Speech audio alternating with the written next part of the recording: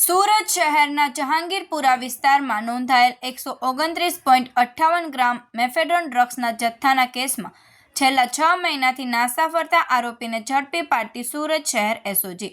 Police commissioner Shri Anupamsinh Gehlot સાહેબ સુરત શહેરનાઓ દ્વારા સુરત શહેરમાંથી નાર્કોટિક્સની બદીને સંપૂર્ણ નેસ્તનાબૂદ કરવા માટે સુરત શહેરમાં અન્ય રાજ્યોમાંથી ચોરી છુપીથી નાર્કોટિક્સ ડ્રગ્સ લાવી સુરત શહેરમાં ઘુસાડી યુવાધનને નશાના અંધકારમાં ધકેલવાની પ્રવૃત્તિ કરતા ઇસમો ઉપર વોચ રાખી તેવી પ્રવૃત્તિ અટકાવવા કડક હાથે ઝુંબેશ સ્વરૂપે કામગીરી કરવા માટે આપેલ સખ્ત સૂચના અનુસાર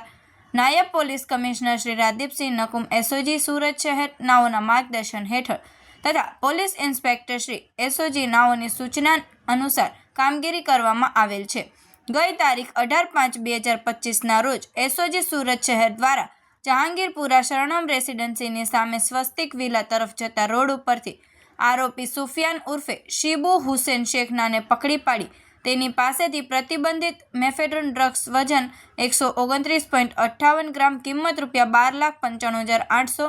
મોબાઈલ ફોન નંગ 1 કિંમત ₹20,000 સ્પ્લેન્ડર 2 વ્હીલ ગાડી જેનો રજિસ્ટર નંબર GJ05LL5535 કિંમત ₹15,000 મળી કુલ કિંમત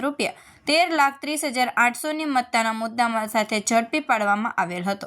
સદરુ ગુનામાં માલ મંગાવનાર નાસ્તો ફરતો આરોપી રિઝવાન બોમ્બેવાલાને પકડી પાડવા પોલીસ ઇન્સ્પેક્ટર એસઓજી નાઓએ સૂચના આપેલ હતી. તે દરમિયાન એસઓજીના એએસઆઈ ઇમ્તિયાઝ ફકરુ મોહમ્મદ તથા હેડ કોન્સ્ટેબલ જક્ષીભાઈ શાંતિભાઈ નાઓને મળેલ બાતમી આધારે જિલ્લાની બ્રિજ પાસેથી